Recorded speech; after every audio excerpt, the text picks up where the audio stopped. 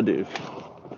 I listened to Ram Dass. Ram Dass was this individual who found enlightenment through psychedelics, and he was a psychologist, studied professor. You can listen to his talks, and I just spent afternoon meditating, and I want to entangle them for you. So if you're listening to Ram Dass, if you are one of his, you know, um, fans, then maybe you'll get some benefit out of this or not.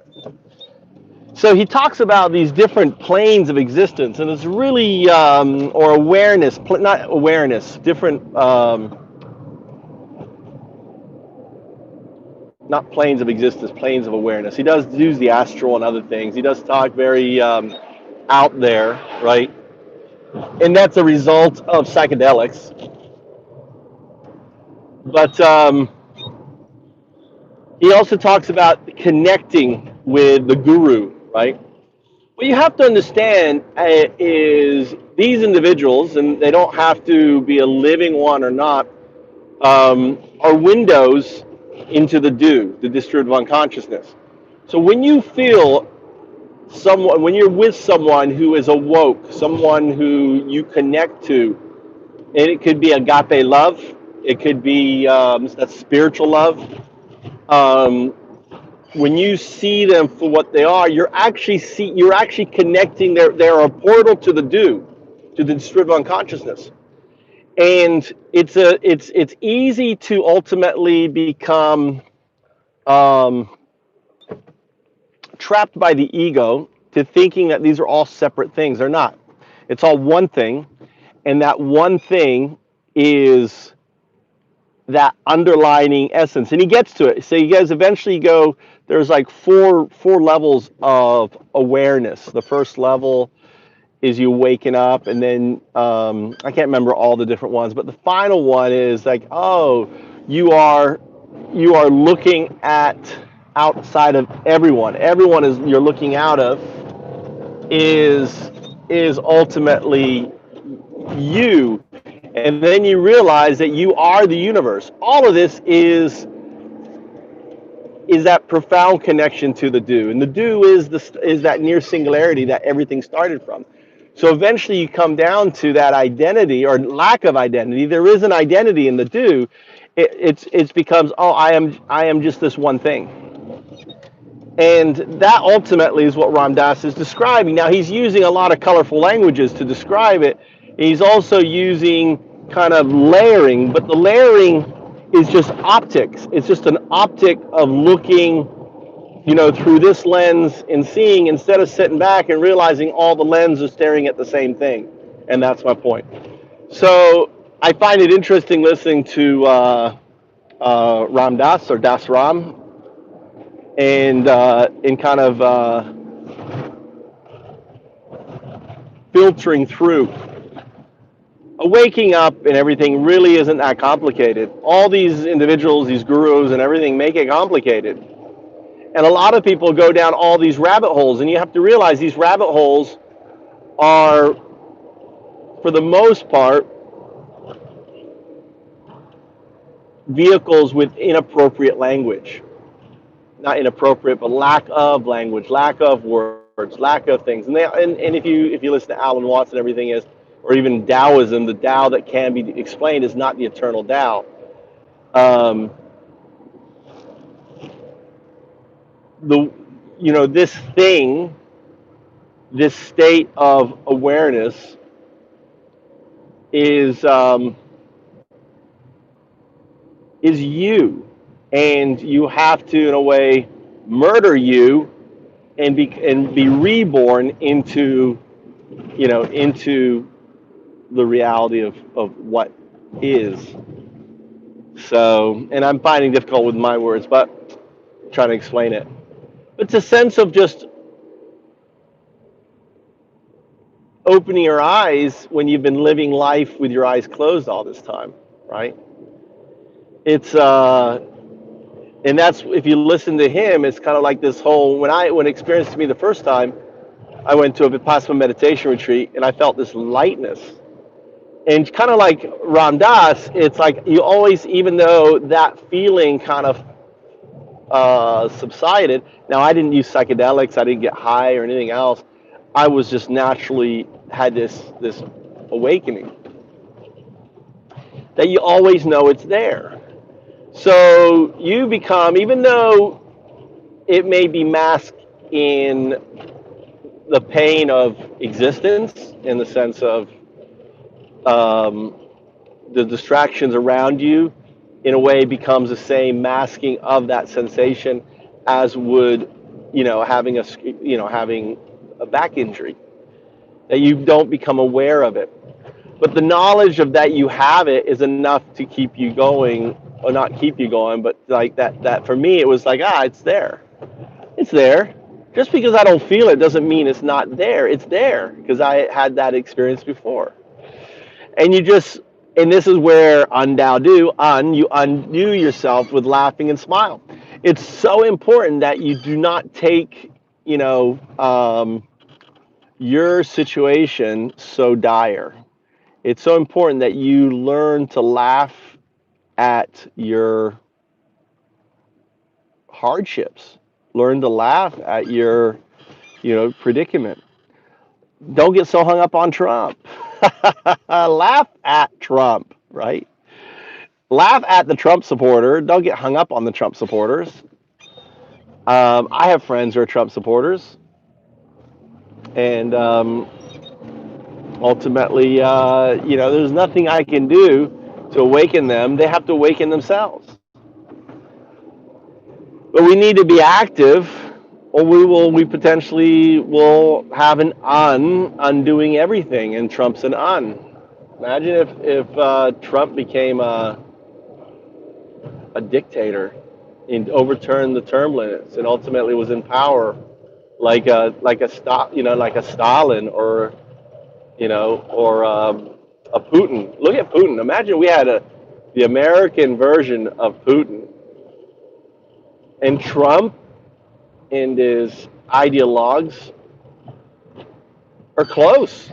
70%, 70 million Americans voted for this kind of authoritarian type extremism. They're willing to give up their liberties for this extremism.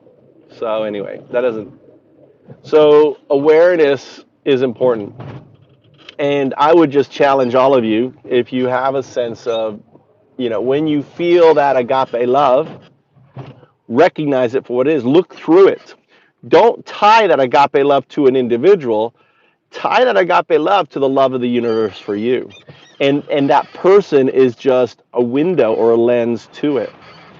And if you start thinking of love that way, that it's not that person that you're loving, but in essence the universe, the very essence of everything that you're loving, then ultimately you'll have a healthier um, response, right, to that. Because when that love doesn't work out for you, guess what? If you're looking at it as though it's a window to the universe, that universal love is always there. It's always there.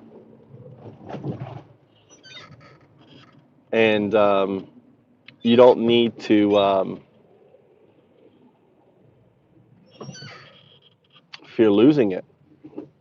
So even though you may lose it in the sense of a relationship, it's always there for you. And when you start to see love that way, that it's just a mirror of the universe reflecting back at you, then your life changes in very profound ways. Everything becomes the do, or if you want to call it God, or if you want to call it Muhammad, or or Ra, or magic, whatever you want to color the do, is up to you. So very interesting listening to Ram Dass, and I like how he kind of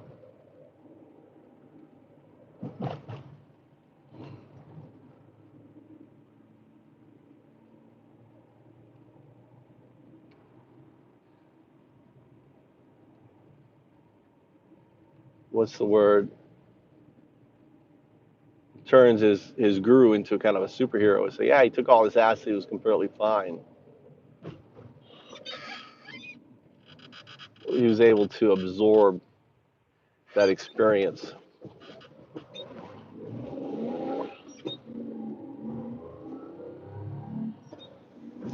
Anyway, UnDaoDu. On.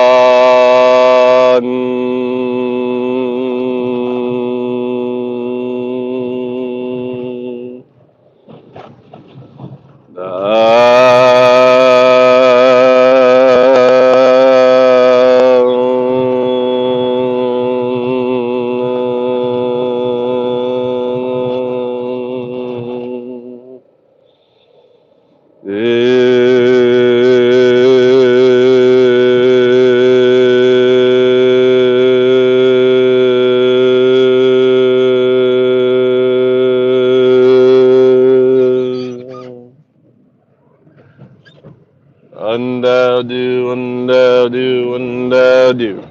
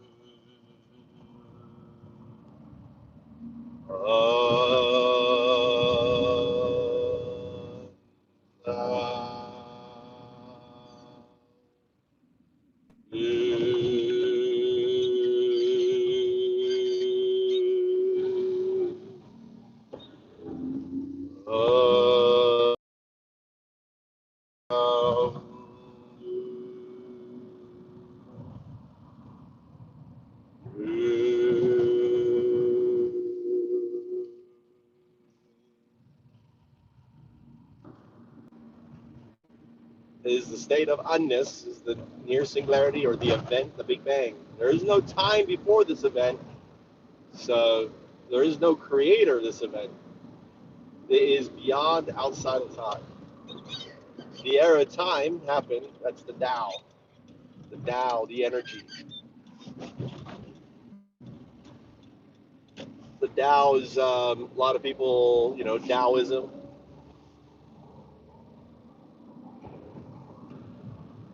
is what people define as God, or color as God. This is the coloring of the dew.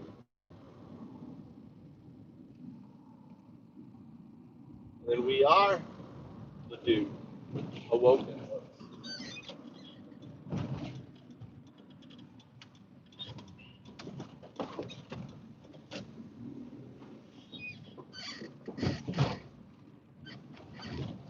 I'm home.